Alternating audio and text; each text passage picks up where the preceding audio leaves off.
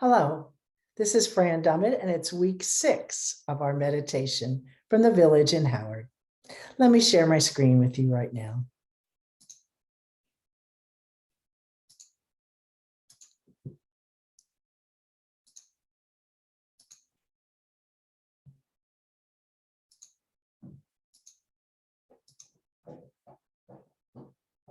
This week, we're doing loving kindness with readings from Sharon Salzberg, and my name is Fran Dummett. At the village of Howard this week, we do have a lot more virtual offerings than in person, maybe because it's getting to be November, but we do have our fundraising committee and membership and newsletter committees. Good Morning Howard has Ruth Bader Ginsburg's information to be shared. And our regular walkings just on Mondays. It's getting colder out because it is November, but happy November. May it be a time of reflection, gratitude, and simple joy. You know, this is the last month of autumn, but it's the beginning of a new adventure. Time to take risks and do the unexpected. So take a deep breath in and out and smile, as Thich Nhat Hanh says. Our joke of the week, instead of powering it up, just turn the cover to get it started. And instead of clicking on next page, all you do is turn it. Pretty cool, eh? As I said, today, we're going to have an introduction to happiness, a script of I Am Peace, lots of readings from Sharon Salzberg, music for positive energy, and then our silence at the end. And I think a summary of her philosophy is, when life gives you limes, rearrange the letters, and it spells smile. Get it? Limes, smile. So who is Sharon Salzberg? Well, she was born in 1952, and she co-founded with Jack Kornfield and Joseph Goldstein Insight Meditation Society in DC. She was born in New York City to a Jewish family, and Salzberg had a pretty troubled early life after her parents divorced when she was about 4 years old. Her father abandoned the family. At 9, her mother died, and she went to live with her father's parents. Though her dad returned when she was 11, he soon overdosed and was subsequently hospitalized. He was placed in a mental health system where he remained until his death. And by 16 years old, Sharon lived with 5 different families. She attended SUNY University in New York, and her sophomore year, she traveled to India where she fell in love with Buddhism. So that's what she based her theories on. Our sample today, or reading a little bit, is about life goals. And I found this very fascinating. A boat was docked in a tiny Mexican village. A tourist complimented the local fishermen on the quality of their fish and asked how long it took to catch them. Not very long, they answered in unison. Well, why didn't you stay out longer and catch more? The fishermen explained that their small catches were sufficient to meet their needs of those of their family and themselves. But what do you do with the rest of your time? Oh, we sleep late, fish a little, play with our children, and take siestas with our wives. And in the evening, we go to the village to see our friends, have a few drinks, play guitar, and sing a few songs. We have a full life. The tourist interrupted. I have an MBA from Harvard, and I can help you. You should start by fishing longer every day. You can sell the extra fish you catch. With the extra revenue, you can buy a bigger boat. And after that, with the extra money, the larger boat will bring you, well, you can buy a second one and a third one. So until you have an entire fleet of trawlers. And if instead of selling your fish to a middleman, You can then negotiate directly with the processing plant and maybe even open up your own plant. You can leave this little village and move to Mexico City, Los Angeles, or even New York City. And from there, you can direct your huge new enterprise.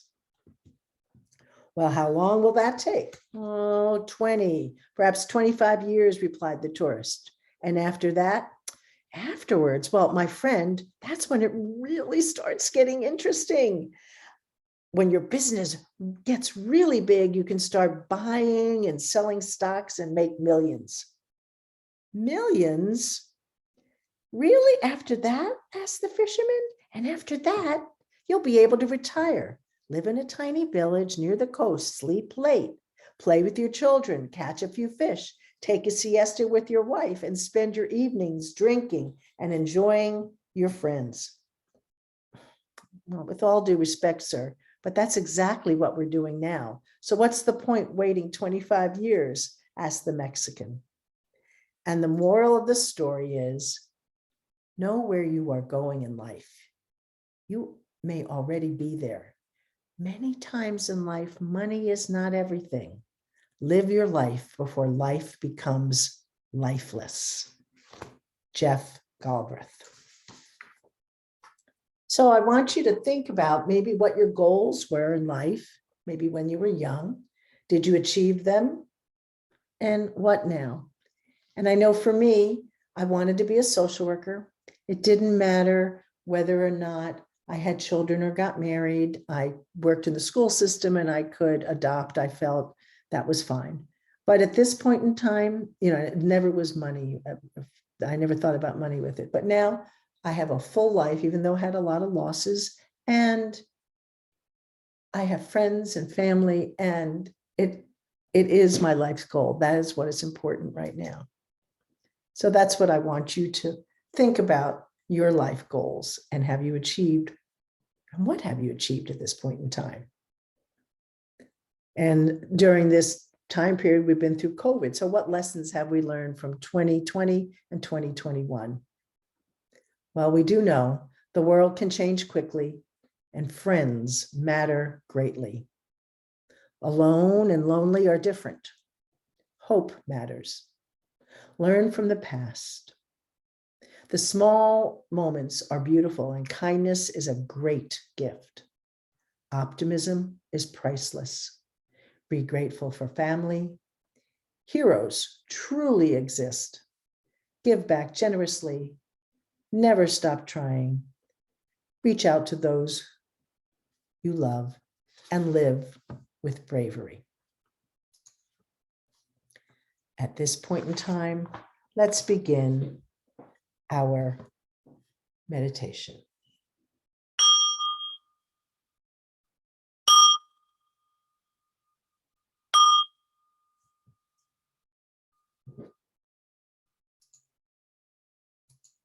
Settle your body into a comfortable position. Release your shoulders from your ears, unclench your jaw, and drop your tongue from the roof of your mouth. And take a deep breath in and out, and smile, as Thich Nhat Hanh says. I am at peace. There are times when I worry about what might happen next and what happened before. The thoughts in my head are rushing water, and I feel like a boat with no anchor being carried away. I give myself a moment. I take a breath. And then I tell myself, it's all right. I feel the ground beneath my feet and steady myself and start to notice the here and now. My thoughts begin to settle. My mind begins to clear. I am at peace. I can share love and kindness with others. I make a difference. I can hug a tree and thank it for its beauty and strength. I connect to nature. I can watch the clouds make shapes against the sky. I know wonder. I can taste and smell and touch and hear and see what is all around me. I use my senses. I can feel my breath, fill my whole body. I tune into me. Now imagine with each breath you take in, you are breathing a soft, golden, radiant light. You can think of this light as real, life energy, or imaginary, whatever you prefer. With each breath in, imagine the light is filling your body, and with each breath out, imagine tension flowing away. And let's breathe the radiant light into your body, one area at a time, beginning with your head and finishing with your feet.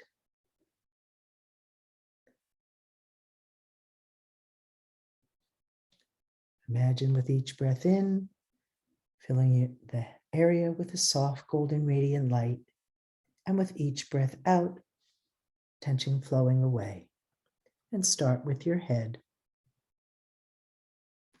out to your feet. Left arm breathing in the soft golden radiant light, out through your fingertips, tension going away. Right arm, out through the fingertips. Chest, breathing in that soft golden radiant light, and breathing out to the legs, breathing out that tension flowing away. Hips, out to the legs. Left leg, out through the toes. Breathing right leg, that soft golden radiant light, and out the tension flows. Now the water is still, and I have found my anchor, and everything is all right. I don't need to worry about before or after. I am in this moment. I am peace. Now share your peace with others and hope that it is carried away to those who need it. It's never too late to turn on the light.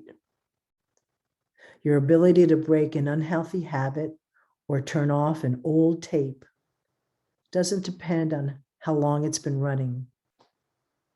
A shift in perspective doesn't depend on how long you've held on to that old view. You can flip the switch in the attic.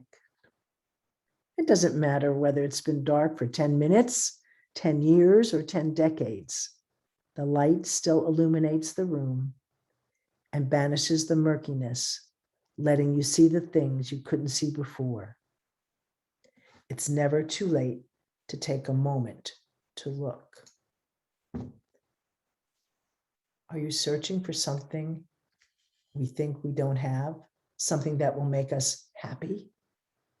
The key to happiness is changing our vision of where to seek it, and courage to learn from our past and not live in it. To learn, grow, transform, not so much by what we do, but why and how we do it.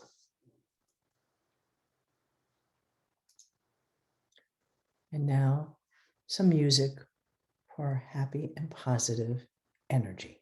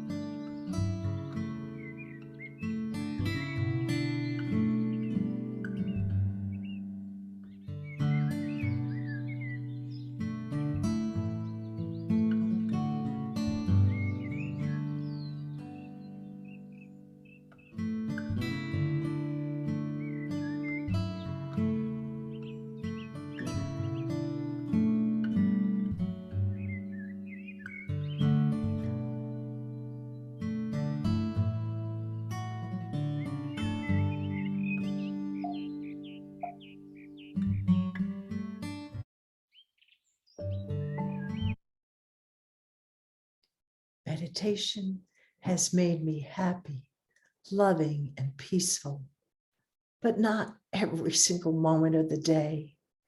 I still have good times and bad, joy and sorrow. Now, I can accept setbacks more easily with less sense of disappointment and personal failure. Meditation has taught me how to cope with the profound truth that everything changes all the time.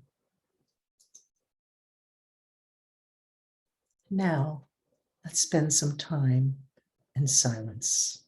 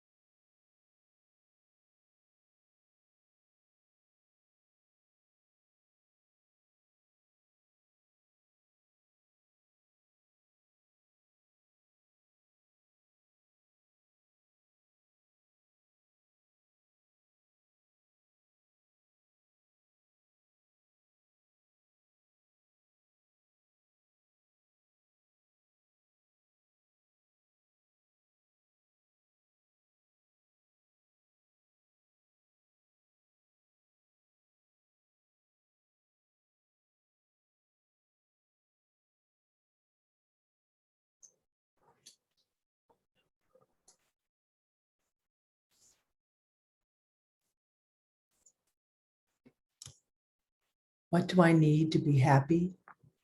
As I go through all kinds of feelings and experiences in my journey through life, delight, surprise, chagrin, dismay, I hold this question as a guiding light. What do I really need right now to be happy? Only qualities as vast and deep as love, connection, and kindness will really make me happy in any sort of enduring way.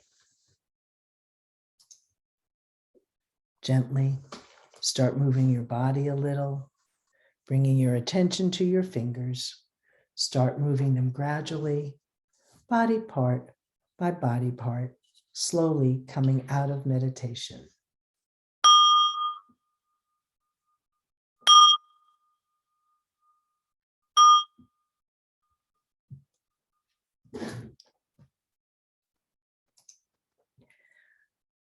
When your world moves too fast and you lose yourself in chaos, introduce yourself to each color of the sunset. Reacquaint yourself with the earth beneath your feet. Thank the air that surrounds you with every breath you take. Find yourself in the appreciation of life. Christy Ann Martine. Thank you for sharing this reflection of loving kindness with me, with words from Sharon Salzberg. You know, you can't fail at meditation. If you go deeper and deeper into your heart, you will be living in a world with less fear, less isolation, and less loneliness. Next week, we're going to do EFT tapping with Nick Ortner to try to lower your stress in 3 minutes. Namaste. So again, thank you for being here this week, and we will see you next week.